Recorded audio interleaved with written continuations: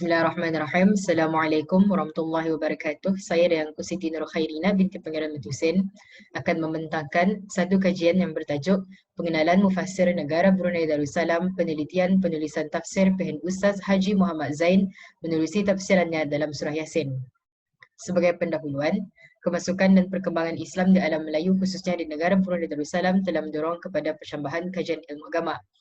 Ilmu tafsir Al-Quran adalah antara salah satu ilmu yang berkembang pesat dalam kajiannya. Negara Brunei Darussalam telah menyaksikan perkembangan penulisan tafsir dengan penerbitan Tafsir Brunei Darussalam dan Mushaf Brunei Darussalam dan terjemahannya. Namun, terdapat juga penulisan tafsir lain yang tidak diketahui oleh kebanyakan orang. Maka timbullah keperluan untuk mengkaji, meneliti dan menyebarkan penulisan tafsir yang tidak dikenali oleh masyarakat awam agar tidak tercemar integritinya. Justru itu, kajian ini akan mencuba untuk menonjolkan dan mengenalkan seorang tokoh ilmuwan negara yang memainkan peranan dalam penyebaran ilmu penyelidikan tafsir Al-Quran di negara Brunei Darussalam. Tokoh ilmuwan tersebut ialah PHN Ustaz Haji Muhammad Zain bin Haji Sarudin dan kajian ini akan memfokuskan kepada penelitian penulisan tafsir PHN Ustaz menerusi tafsirannya dalam surah Yasin. Sorotan literatur. Pengkaji telah menukilkan daripada Mustafa bin Abdullah dan Abdul Manan Syafi'i yang mengatakan bahawa kelahiran dan perkembangan ilmu tafsir di Nusantara dapat dilihat dari dua aspek, iaitu melalui aktiviti pengajian serta penulisannya. Pengajian ilmu tafsir di negara Brunei Darussalam telah wujud secara tidak formal dan juga formal. Pengajian ilmu tafsir secara formal mulai dikenalkan di negara Brunei Darussalam ketika ia dimasukkan ke dalam silibus kelas dewasa agama pada tahun 1968 dan terus berkembang hingga ke peringkat tinggi. Tahap perkembangan penulisan tafsir di negara Brunei Darussalam agak perlahan jika dibandingkan dengan negara-negara di sekitarnya. Mereka menukilkan kata dari Mufti Kerajaan Brunei Darussalam, PHN Dato' Seri Maharaja Datuk Paduka Seri Setiak Haji Awang Abdul Aziz bin Junid, yang mengatakan bahawa faktor kelambatan Brunei menghasilkan karya tafsir adalah kerana jumlah penduduknya yang sedikit. Mereka juga menyenaraikan 3 karya tafsir yang dihasilkan oleh negara Brunei Darussalam, iaitu Tafsir Darussalam, Tafsir Lengkap 30 Juz yang belum diterbitkan dan juga Tafsir Al-Muntakhab juga belum diterbitkan. Manakala itu, Hasani Ahmad Said telah menambah dalam artikel penulisannya satu lagi karya tafsir yang ada di negara Brunei Darussalam, iaitu Tafsir Zanjabil yang ditulis oleh seorang pensyarah Universiti Islam Sultan Sharif Ali yang bernama Dr. Haji Abdul Rahman bin Radin Aji Haqqi bersama dengan Dr. Haji Muhammad Nabil Al-Munawwar, seorang pensyarah di Universiti Brunei Darussalam. Mereka berdua adalah berasal dari Indonesia. Beliau juga turut mengatakan bahawa agak susah untuk mencari tafsir Brunei Darussalam. Beberapa artikel lain telah menukilkan perkara tersebut tanpa sedikit pun pembaharuan ataupun kajian. Artikel-artikel tersebut yang bersandarkan dengan 2 kajian di atas sama sahaja menyebutkan 3 poin utama, iaitu yang pertama, negara Brunei Darussalam itu lambat dalam perkembangan penulisan tafsir. Yang kedua, susah untuk mencari tafsir Brunei Darussalam. Dan yang ketiga, mereka meletakkan Tafsir Zanjabil sebagai salah sebuah karya tafsir hasil negara Brunei Darussalam, sedangkan ia tidak dilakar sendiri oleh seorang yang berkerakyatan negara Brunei Darussalam. Walhal Tafsir Muntakhab yang disebutkan di atas juga tidak dapat kita katakan karya tafsir hasil negara Brunei Darussalam kerana penulisnya Dr. Haji Muhammad Nurul Lubis juga merupakan seorang yang berasal dari Indonesia. Pengkaji telah mendapati bahawa banyak kajian luar yang salah fakta mengenai penulisan tafsir di negara Brunei Darussalam. Artikel-artikel tersebut hanya sekadar menukil dari kajian-kajian lepas yang telah lama hasil penulisannya. Kajian ini akan mengenalkan seorang mufassir negara Brunei Darussalam serta meneliti penulisannya. Seperti yang telah saya sebutkan, tokoh ilmuwan negara yang dimaksudkan ini telah banyak menyumbang dalam perkembangan ilmu tafsir di negara Brunei Darussalam. PHN Ustaz Haji Muhammad Zain bin Haji Sarudin bukanlah nama yang asing bagi penduduk negara Brunei Darussalam, namun diakui tidak kesemua penduduk negara Brunei Darussalam tahu akan peranan PHN Ustaz dalam perkembangan ilmu tafsir. Tidak kesemua penduduk negara Brunei Darussalam tahu bahawa PHN Ustaz ada menulis buku tafsir Al-Quran meskipun tidak lengkap setiap juz itu ditafsirkan. Usaha kajian ini Diharap dapat meletakkan pen ustaz dalam carta para ahli tafsir sekaligus menyebarkan kewujudan mufassir di negara Brunei Darussalam ke serata dunia dan memperbetulkan fakta salah yang telah lama dipegang oleh para pengkaji yang lain. Manakala itu, metodologi kajian, pengkaji telah menggunakan pendekatan kualitatif dengan pengumpulan data dan analisis isi kandungan. Pendekatan ini meliputi pengumpulan data menerusi buku-buku berkaitan dengan biografi Pehen Ustaz, artikel-artikel berkaitan dengan sejarah perkembangan tafsir Nusantara, khususnya negara Brunei Darussalam, serta analisis isi kandungan penulisan tafsir Pehen Ustaz menerusi tafsirannya dalam surah Yasin yang telah dicetak khas oleh Dewan Bahasa dan Pustaka Brunei. Kemudian, kita lihat kepada biografi ringkas Pehen Ustaz Haji Muhammad Zain. Nama penuh beliau adalah Pehen Ustaz Haji Muhammad Zain bin Haji Sarudin. Beliau merupakan seorang graduan lulusan Universiti Al-Azhar Mesir dalam bidang syariah dan kanun. Pehen Ustaz telah menjawat beberapa jawatan yang signifikan iaitu Timbalan Kadi Besar pada tahun 1963, Setiausaha Jabatan Al-Ehwal Ugama pada tahun 1965, Kadi Besar pada tahun 1967, Pengetua Pegawai Hal Ehwal Ugama pada tahun 1970, Menteri Kementerian Hal Ehwal Ugama pada tahun 1986 hingga tahun 2010. Kini beliau merupakan salah seorang anggota Majlis Mesyuarat Negara setelah bersyarat dari kementerian. Beliau juga turut banyak menulis buku, antaranya adalah buku tafsir. Penelitian ringkas penulisan tafsir Pehen Ustaz menerusi tafsirannya dalam surah Yasin. Mengapa saya akan meneliti penulisan tafsir Pehen Ustaz menerusi tafsirannya dalam surah Yasin adalah kerana Pehen Ustaz telah menulis sebuah buku yang bernama Kefahaman dan Pengajaran Surah Yasin. Di dalam buku ini, Pehen Ustaz telah menerangkan kesemua 83 ayat yang ada di dalam surah Yasin dengan penuh teliti bersandarkan dengan rujukan kitab-kitab tafsir yang dipercayai. Buku ini diterbitkan oleh Dewan Bahasa dan Pustaka Brunei di negara Brunei Darussalam. Menerusi buku ini, pengkaji akan memfokuskan penelitian penulisan tafsir Pehen Ustaz secara ringkas pada 4 asas metodi penulisan sahaja, iaitu yang pertama, tafsir Al-Quran bil-Quran, yang kedua, tafsir Al-Quran bi-aqwal Rasul sallallahu alaihi wasallam, yang ketiga, tafsir Al-Quran bi-aqwal sahabat radhiyallahu anhum, dan yang keempat, tafsir Al-Quran bi-aqwal tabi'in. Yang pertama, tafsir Al-Quran bil-Quran merupakan metodi menafsirkan Al-Quran dengan Al-Quran. Pehen Ustaz secara zahirnya telah menggunakan metode ini di dalam penulisannya. Pada ayat ke-11 di dalam surah Yasin, yang bermaksud sesungguhnya peringatan dan amaran yang berkesan dan mendatangkan faedah hanyalah yang engkau berikan kepada orang yang sedia menurut ajaran Al-Quran serta ia takut melanggar perintah Allah Subhanahu wa taala. Ar-Rahman, semasa ia tidak dilihat orang dan semasa ia tidak melihat azab Tuhan. Oleh itu, berilah kepadanya berita yang menggembirakan dan keampunan dan pahala yang mulia.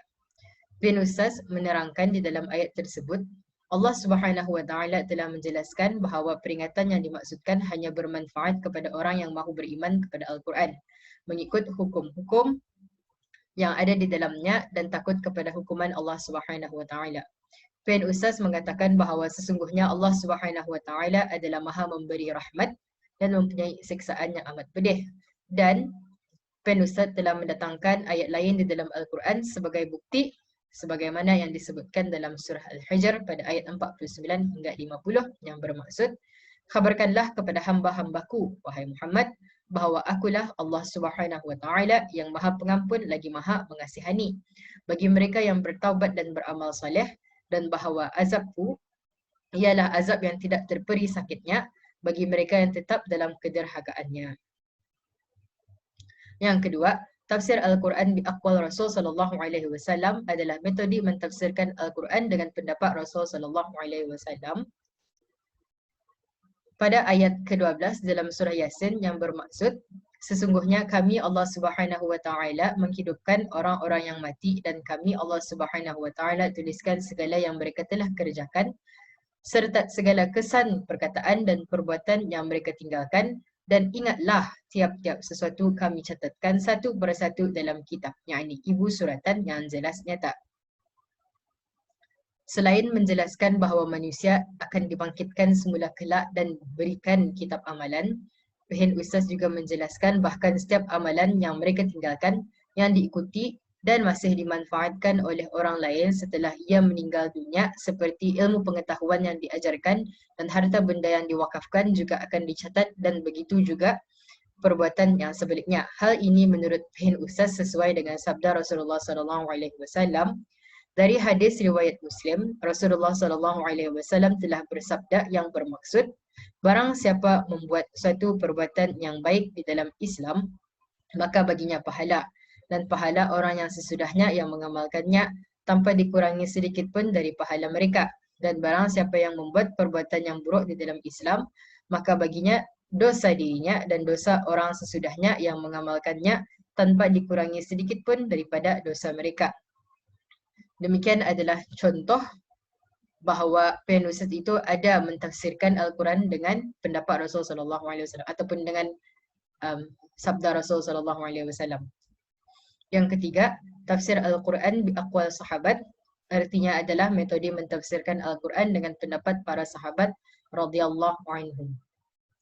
Contoh yang saya datangkan adalah dari surah Yasin pada ayat ke-49 yang bermaksud mereka tidak menunggu melainkan satu pekikan yang dengan secara mengejut akan membinasakan mereka semasa mereka dalam keadaan leka bertengkar, yakni merundingkan urusan dunia masing-masing.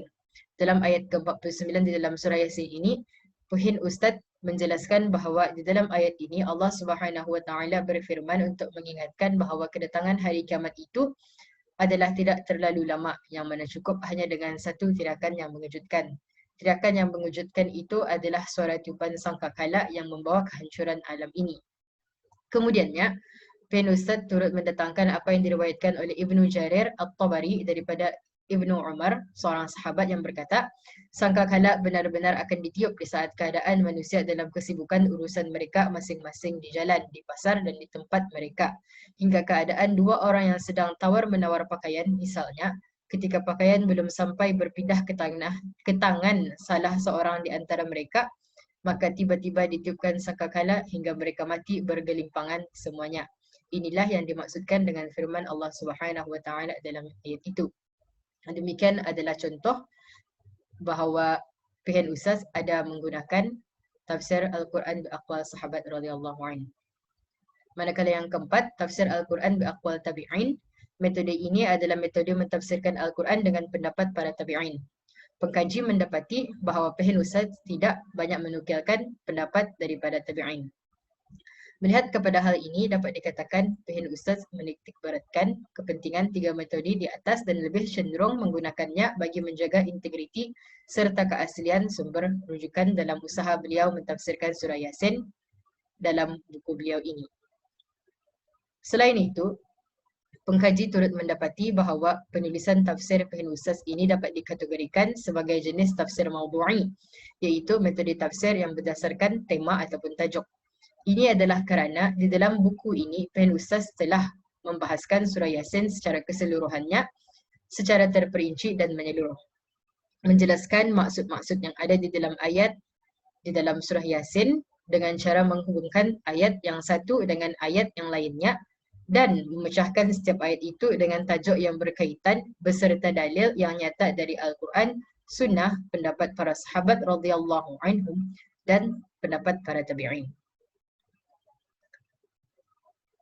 Hasil kajian daripada kajian ini adalah ada 6 points. Yang pertama, negara Brunei Darussalam mempunyai karya penulisan tafsir selain daripada tafsir Darussalam dan Mushaf Brunei Darussalam dan terjemahannya.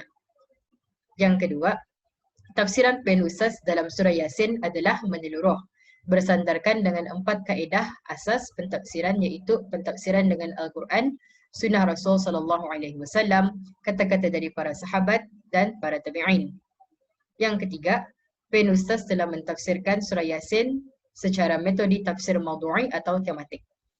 Yang keempat, pengkaji telah dapati bahawa Pehin Ustaz merujuk dari kitab-kitab tafsir muhtabar seperti tafsir Qurtubi, tafsir Ibnu Katsir, tafsir Maraghi dan tafsir At-Tabari. Yang kelima, Pehin Ustaz juga turut merujuk kata-kata dari penulis-penulis tafsir dari Nusantara seperti tafsir Azhar dan tafsir Misbah. Dan yang keenam, yang terakhir, daripada Hasil dapatan kajian ini, Penusas melihat kepada penusas yang menerima pendidikan dari Madrasah Al-Junid dan kemudiannya menamatkan pengajian peringkat tinggi di Universiti Al-Azhar. Penusas adalah seorang yang mampu berbahas dan memahami bahasa Arab. Justru, jika tidak berkebolehan, penusas tidak akan dapat merujuk kepada kitab-kitab tafsir muktabar begitu sahaja.